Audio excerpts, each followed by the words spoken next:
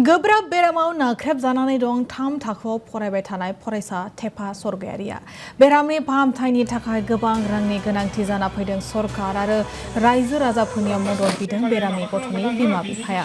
बाक्सा जिल्ला बिटिसि 25 नं बागानपारा बियाब आरो 43 नं तामुलपुर विधानसभा बियाबनि सिङाव थानाय मैथाबारि गामि पुब सबनपुर सुबानि अमर सरगायारि आरो हेमा सरगायारिनि 8 बोसोर बैसोनि थेफा सरगायारिया।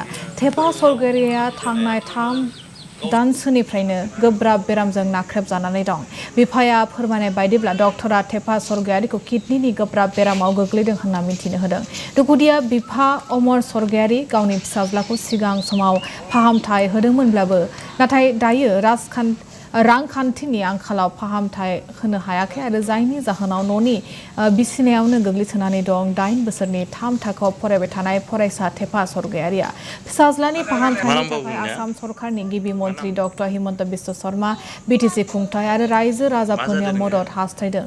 नोंथांमोना थेफा सरगायारिनि सोमोन्दै सुलाद लानो थाखाय 9181298519 बे जानबुं नाम्बाराव फोनांजाब खालामनो हागोन आरो अनफावरि सुबुंफोरा रांनि मदद हरनो सानोब्ला अनिता बसुमतारिनि एकाउन्टआव UCBA 00034888 एकाउन्ट नम्बर आरो 34880110020678 आव मदद हरनो हागोन।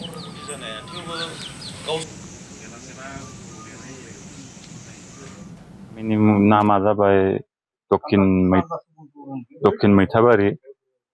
बेनिफ्राय आंनि मुङा जाबाय नामा जाबाय अमर सरगायारि। आंनि फिसालाया थारमाने फार्स्टआव मोखां बुदोंमोन।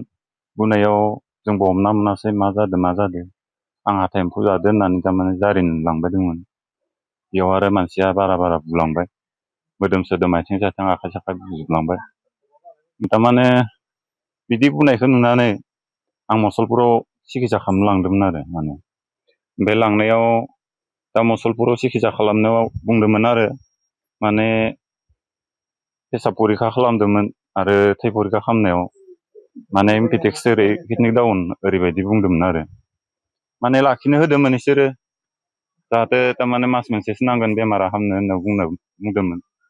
बुंनायाव आरो आङो साननायसै मा थाखा फैसाबो गैया एखे मास मोनसेयावथ' आं थारमाने बेमार नायनायावथ' बारा थाङा देसुन सरकारि नालाय, थेवब्लाबो थारमाने आं निजेनो सोलिनो हायैनि थाखाय थारमाने आङो गथ' फिसाखौ लाबोनाय जादों आरो आं दैलि हाजिरा मावबाय थानाय, सानसे जिरायबानो दिनाव खाना बेफोरबायदिखायनो आं थारमाने गथ' फिसाखौ न'आव लाबोनानै दोनबाय थानाय बायदि जादों आरो दा आं सिकित्सा खालामनायनि थाखाय थारमाने एसे रांफोर मोनबाय बायगोन नामा होननानै थारमाने आं बेखिनिखौ माबानाय जादों आरो थारमाने राजानि एसेबांबा इखिबो थारमाने आं सरकारनि बागैबो थारमाने एसे खावलायो आरो आं थारमाने रांफोर मोनबाय बायगोन नामा होननानै सिकित्सा खालामनो हाथाराखै दा।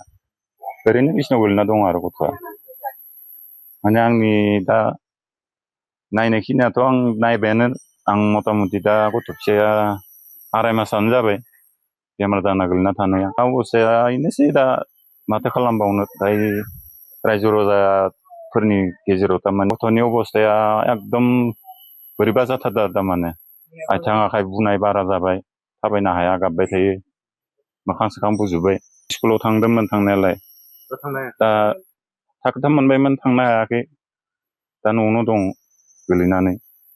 थेवब्लाबो साननैसो थांदोंमोन थांनायालाय स्कुलाव, ओरैनो थारमाने नुजानानैल' फैयो आरो थारमाने।